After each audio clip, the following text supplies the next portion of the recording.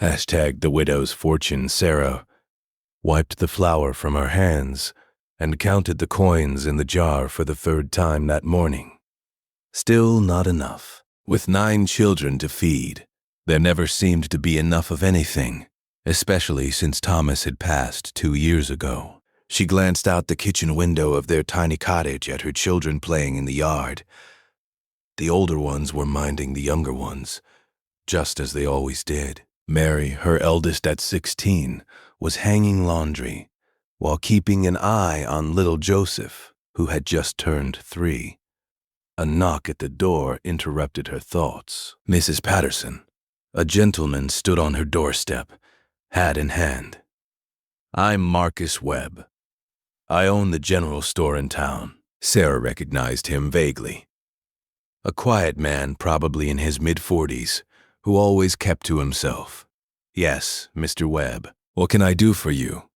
He shifted his weight, clearly uncomfortable. "Ma'am, I'll be direct. I know your situation. I've been watching your family, and I admire how hard you work. I have a proposition." He paused, his weathered face reddening. "I'm looking for a wife, and you're looking for stability. I can provide for your children, all of them. I'm not asking for affection, just partnership." Sarah stared at him, stunned. Marriage to a stranger? But as little Joseph called out for her, and she heard Mary gently soothing him, reality pressed down on her shoulders. Winter was coming. The landlord had already warned her about the overdue rent. "May I think about it?" she asked quietly. "Of course, take all the time you need." But time was a luxury Sarah didn't have. 3 days later, after much prayer and many sleepless nights, she accepted his proposal. The wedding was simple, held at the small church with only her children present. Marcus was kind but distant, and Sarah wondered what sort of life she'd agreed to. That evening, he loaded all of them into a large wagon. "Where are we going?" Sarah asked, expecting to head to some small rooms above his store. "Home," he said simply. They drove past a store, past the town, and up a long, winding road.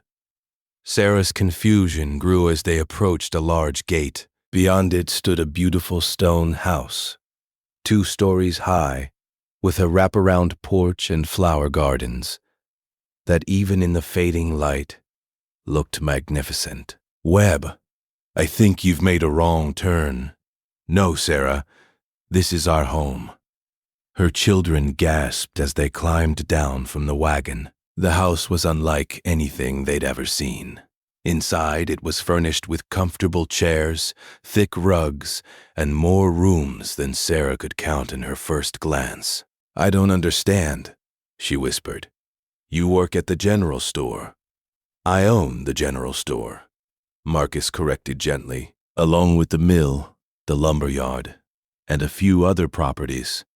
I work at the store because I enjoy it, not because I must." Sarah sank into a chair, overwhelmed. "But why? Why live so modestly? Why didn't you tell me?" Marcus pulled up a chair across from her. For the first time, his guarded expression softened. 15 years ago, I lost my wife and our only child to fever. I threw myself into work, building wealth I had no one to share with. I watched people treat me differently when they knew about my money. I wanted someone who would marry me for honest reasons, not for what I owned. He looked around at her children, who were exploring the room with wide eyes but careful hands, their good manners evident, despite their poverty. "Your children are well raised, Sarah. In town, I've watched you teach them kindness, honesty, and hard work, despite having so little. That's worth more than gold." Tears filled Sarah's eyes. "I married you because I was desperate."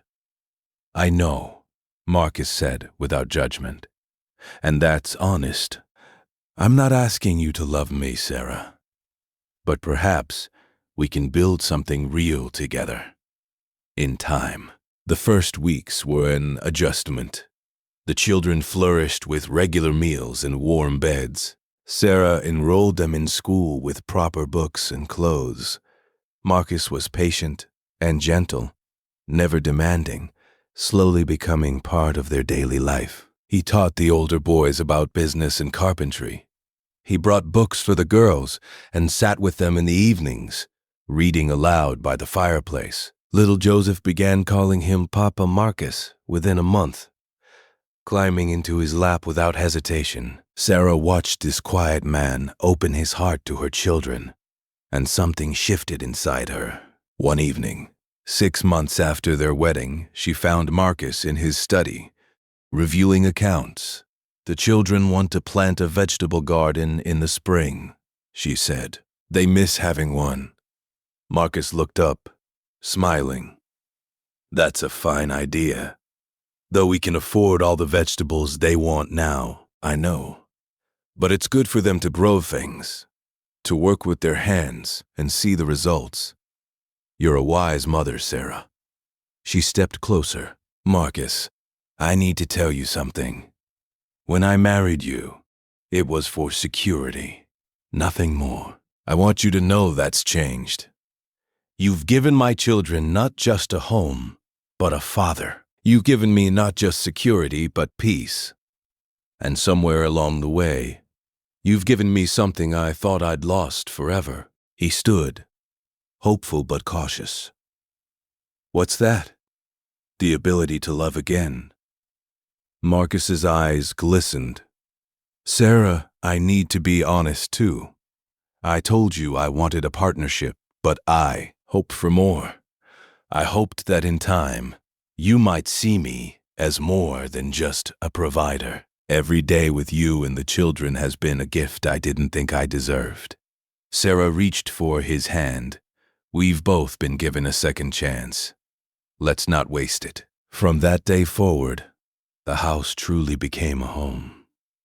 Sarah and Marcus grew together, their partnership deepening into genuine love. The children thrived, each one pursuing their dreams with Marcus and Sarah's support.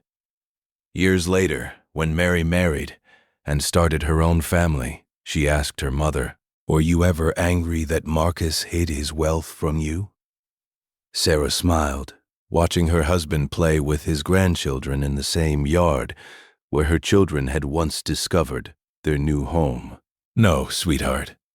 If I'd known about the money, I might have married him for the wrong reasons and missed the most important discovery." "What was that?" "That what he truly owned wasn't property or gold. It was a heart big enough to love 9 children who weren't his own, and a widow who'd forgotten how to hope. That's the real fortune he shared with us, and it's worth more than all the riches in the world." Mary hugged her mother. "You're both very lucky."